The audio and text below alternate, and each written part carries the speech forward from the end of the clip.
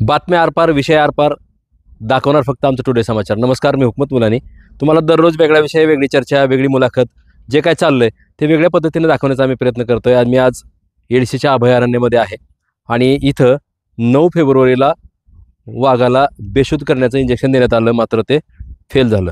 आता वन विभागाच्या अधिकाऱ्यांनी जी टीम आहे ती वाघाला पकडणारी रेस्क्यू टीम आहे पुण्याची, त्यांनी प्रयत्न केला. वाघ टप्प्यामध्ये आला होता. त्यांच्या नियमाप्रमाणे ते वाघ पकडण्याचा प्रयत्न करतात, मात्र त्यांना नियम असतात, नियमाच्या बाहेर जाऊन कुठलंही काम करता येत नाही. तसाच एक प्रयत्न काल करण्यात आला, मात्र वाघानं त्यांना गुंगारा दिला. वाघ सापडला नाही. ते जे पथक होतं ते पथक परत पहाटे दुसऱ्या दिवशीपासून कामाला लागले. आज 11 फेब्रुवारी तारीख आहे आणि सध्यासुद्धा ते वाघ पकडण्याचं काम सुरू आहे. रेस्क्यू टीम या ठिकाणी काम करते, वन विभागाचे अधिकारी पथकच आहेत.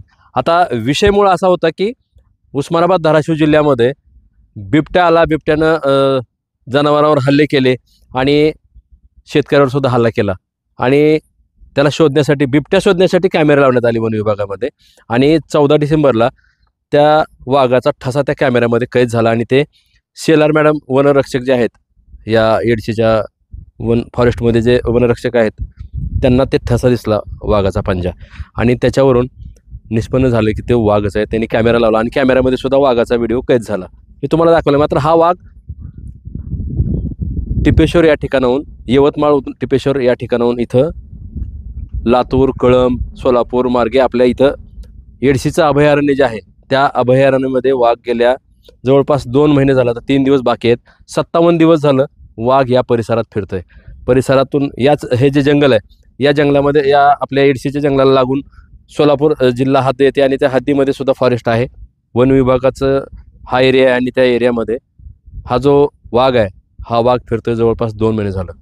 जनावरांचं नुकसान झालं, शेतकऱ्याचं अनेक जनावर दगावले, जनावरांवर वाघानं हल्ला केला, जनावर मृत्युमुखी पडले आणि शेतकऱ्याचं मोठं नुकसान झालं आहे. आता याला पकडण्यासाठी सुरुवातीला प्रयत्न करण्यात आले. वाघच आहे का काय हे पाहण्यासाठी इथला विभाग जो आहे स्थानिक विभागामार्फत ही सगळी कारवाई करण्यात आली आणि वरिष्ठांना तसा अहवाल देण्यात आला. परिसरामध्ये भीतीचं वातावरण निर्माण झालं. शेतकऱ्यांच्या या ठिकाणी बैठका घेण्यात आल्या. येडशी गावामध्ये या विषयावर ग्रामसभा झाली. वाघ पकडावा अशी नागरिकाची मागणी जोर धरली आणि वरिष्ठाची सुद्धा तशी त्यांना परवानगी मिळाली. आता वाघाला पकडण्यासाठी सुरुवातीला यवतमाळहून डॉक्टर खोबरगडे यांची टीम आली. ती काही थोड्या दिवशी इथं राहिली, मात्र त्यांना सुद्धा वाघ सापडला नाही. त्याच्यानंतर पुण्याची टीम आता आली आणि ही जी पुण्याची टीम आहे ही रेस्क्यू टीम आहे आणि ही टीम सध्या वाघ पकडण्यासाठी त्यांच्याकडे खूप मोठ्या मोठ्या यंत्रणा आहेत. जे काही प्रक्रिया असते ती प्रक्रिया करण्याचं काम सध्या सुरू आहे.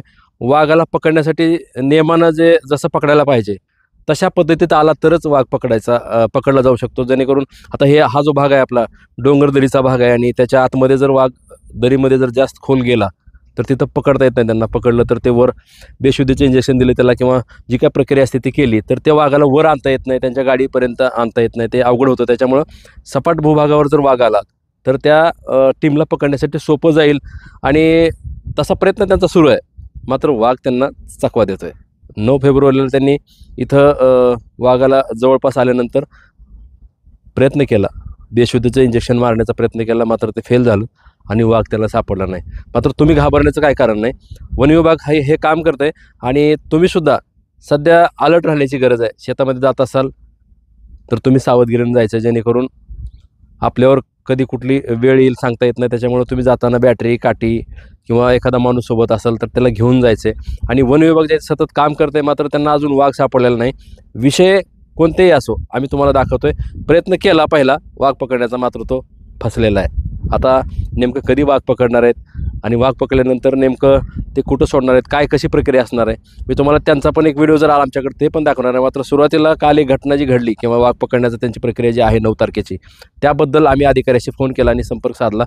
त्या अधिकाऱ्याने आम्हाला सर्व जे काही आहे कहाणी सांगितली आणि वाघ पकडण्याचं काम सध्या सुरू आहे. नागरिकांनी अलर्ट राहावं असं आवाहनसुद्धा त्यांनी केलेलं आहे. विषय कोणतेही असो आम्ही वेगळ्या पद्धतीनं मांडण्याचा प्रयत्न करतोय. आता वाघ जे आहे तो 9 तारखेला पकडण्याचा प्रयत्न केला या टीमनं, मात्र त्यांना गुंगारा दिला वाघानं. त्याबद्दल मी तुम्हाला हा जो विषय आहे तर सर्व विषय सांगण्याचा प्रयत्न केलेला आहे. विषय कसा वाटला नक्की कळवा.